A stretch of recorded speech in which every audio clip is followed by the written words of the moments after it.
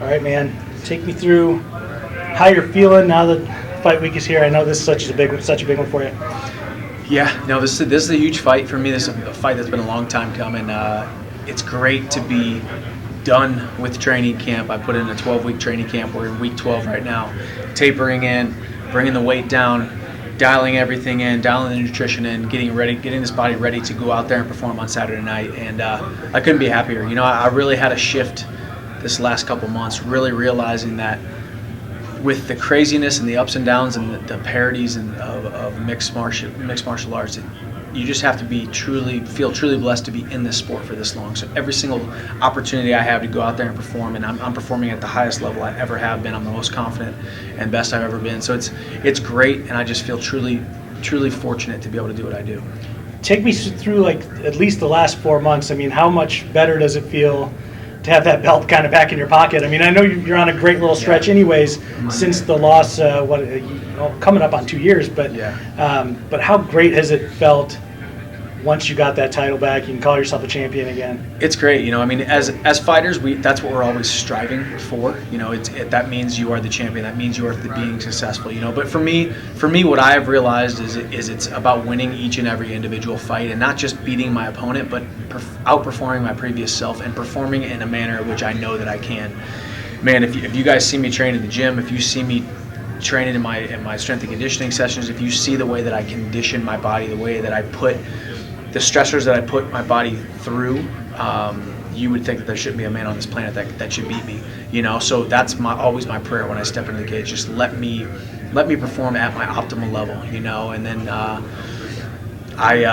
for me too, I'm fighting for the honor of my wife and my son, providing for them and taking care of them, and really, if you look at my record, I really, aside from the injury at Madison Square Garden, we're coming up on almost 5 years of me losing. I haven't lost a fight in almost 5 years that was not due to injury, and so that's something that, you know, I can keep in my back pocket. I don't really lose fights. You know, I have not felt that feeling in a long time that we were a legitimate fight where I got bested. And this is a fight where Patricio Pitbull wants to take my head off. There's bad blood. There's malice in his heart for me. He wants to come out and he wants to take my head off. So I have to be ready. I have to be on guard, and I have to be ready to go out there and fight. With what you just said, does that make looking back at that fight at the Garden that much more frustrating, knowing that there's, you know, in your heart and in your head, there's no way you would have normally lost that fight? And how often do you look back at that and get frustrated with it? No, I mean, to be honest with you, it's easier to accept a loss, you know, via injury than it is, you know, a fight where I actually got bested. I got bested by Will Brooks. I got bested by Eddie Alvarez. Those guys beat me on those nights. Was there things that I could have done that would have, you know, put the judges, you know, nods in my favor? Absolutely. But I got bested by those guys. You know, I didn't get bested by Primus the first time. I got injured, and you know, but hats off to him. He came back in that second fight prepared, and he gave me a tough fight. So, you know, I just look at every single opponent that I have as another opportunity to go out there and compete against, and just try to become the best fighter that I possibly can be, and that's all I really care about. And if it's all just honestly up to God's will, what is going to happen. All the hard work is done. The victory or the loss is already there. It's going to happen. You know, it's going to play out no matter how it is. All I can control is each and every moment making my instincts have me take steps towards that win. Is this the biggest fight in Bellator history, in your opinion? I think it is. I mean, when you look at track records of him as the champion, his wins and his records that he has, me as the guy who's now a 3-time Bellator lightweight champion, the guy who has proven to be up in the upper echelon in the world MMA ranks for the last 8 years. It's two of Bellator's winningest fighters and really most exciting fighters, you know. So this is the right time for this fight to happen.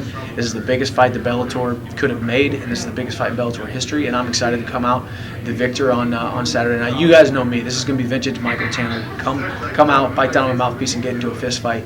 And there will be no love lost. And I'm excited to go out there and compete. When they called you and said, "All right, this is what's going to happen. He's coming up.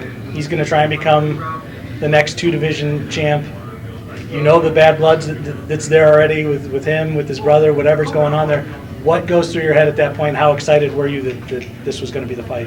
Very excited. You know, I think sometimes it goes overlooked and people don't really understand when you're stepping into a cage, it's nice to have nothing to lose. I haven't had that feeling since Eddie Alvarez and myself stepped into the cage when I fought him for the first time in 2011 for the world title.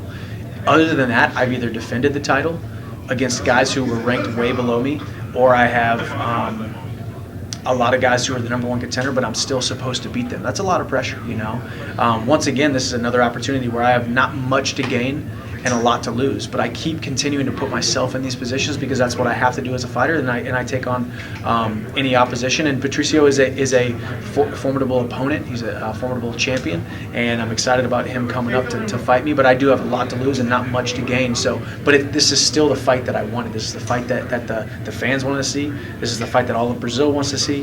This is a fight that Bellator needed to make, and we've been trying to get this fight done for years now. So whenever they said he signed his new deal and he said yes to this fight, I was ecstatic, and I started training immediately. And now here I am 12 weeks later, and in the best shape of my life. Obviously, you've got 2 wins over his brother, but as you understand it, where does the sort of the bad blood come from his side of things?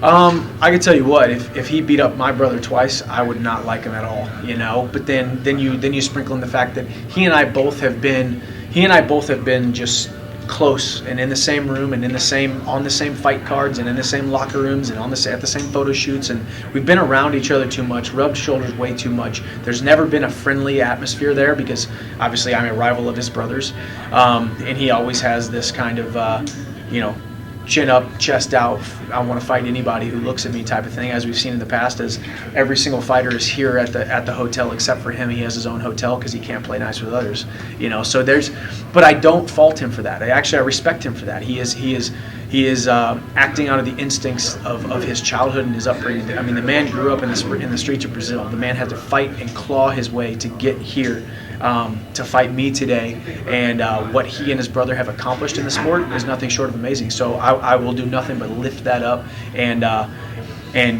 congratulate those guys for what they have accomplished. But that's not going to change the fact that on Saturday night, the same thing that happened to his brother is the same thing that's going to happen to him, and hopefully we can shake hands after. Does the sort of the animosity there, does that do anything for you in a training camp to sort of amp things up for you, or are you the kind of guy who it doesn't matter who it is, I'm going this hard no matter what? I mean, I think no matter what, I'm going to be me no matter what, But there is an extra ripple of danger. There's an extra ripple of, what if? Because I haven't honestly fought too many people in my career where I really thought, man, that guy really wants to hurt me. Like, legitimately, if that guy had the opportunity to put my lights out and inflict a lot of bodily harm, not just to get the win, but inflict bodily harm for the sake of inflicting the bodily harm on someone that you don't like, this is that fight. And I have not had that in the past. So when I am training, I have my training partners training a certain way and sparring with me a certain way and coming after me in a certain way. And then I also have my training partners running away from me, because it doesn't matter how much you want to kill me. It doesn't matter how much you want to hurt me. I'm the bigger, stronger, faster man, and I'm the more dominant man. And I'm always the guy who pushes the pace. I'm always the guy who's continuing to come forward and continuing to put pressure on you. So I've always done that in every single one of my fights. So it's going to be interesting to see the way that he reacts. It's going to be interesting to see. He already knows the danger. He's seen it firsthand with me fighting his brother a couple times, and he's been cage side watching me fight other people and not knock other people out. So he knows that he's in dangerous territory. So we'll see how he reacts. If he wants to run away, I'm prepared. If he wants to come and fight me toe to toe, I'm definitely prepared for that. So we'll see. He's obviously moving up. He's trying to get 2 titles. If you beat him, is there any chance at all that you would ever want to go down to 145 and go after his belt down there? Is that completely out of the question for you? If I could, I would. It's just too much physically for you, right? Yeah, to get down there. At some point you have to realize, what the sport does to your body.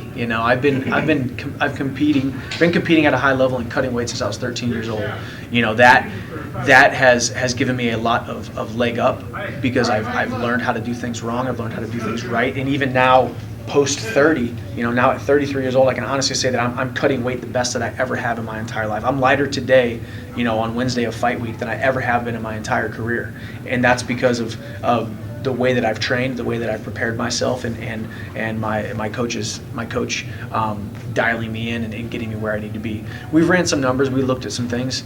It's not completely out of the question, but there's no need to. There's no need to go down to 145. So we'll see. I mean, I'm not going to cut that much weight unless there was a. Now you say there's $1 million. It's $1 million on the line for that 145 tournament. We could talk about it, but other than that, and I'm excited to fight on Saturday night. Stay at 155. Stay healthy. After this fight, enjoy my life a little bit. Enjoy time with my wife. Date my wife. Take her out and enjoy some wine, and take her out and enjoy some good food, some good clean food, but some good food, and just get back to the basics of life and love. We said earlier, very likely the biggest fight in Bellator history. With the win on Saturday, do you allow words like legacy to start to pop into your head, and do you think about things like that and say to yourself, yeah, man, I probably am the best fighter in Bellator history? I mean, I think either one of you guys with a win on Saturday could realistically make that claim. Yeah, I mean, I think when you look at this fight, when this fight is happening, how many fights he and I both have, the records that we have set, the track records that we have, it's hard to argue that this isn't the two best fighters in Bellator fighting in their prime, one weight class apart, and you're not going to see too many other guys come through the Bellator ranks like we have, and even shout out to Pat Curran here. He's still around. Daniel Strauss is still around. Patricky Pitbull is still around. These are the guys. These are like the freshman class of Bellator MMA back when the Spartan Head, and all that kind of stuff. So. For us both to be competing at a high level and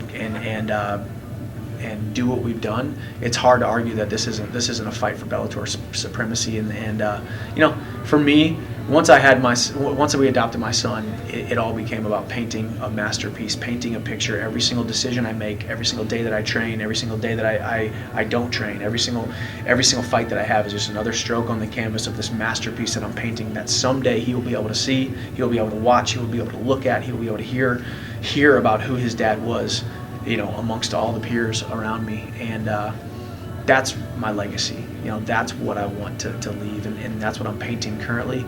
But yeah, it would be nice. It'd be a nice little feather in my cap for everyone to look at me as the greatest fighter in Bellator history. But really, I'm just trying to be the best man I can possibly be.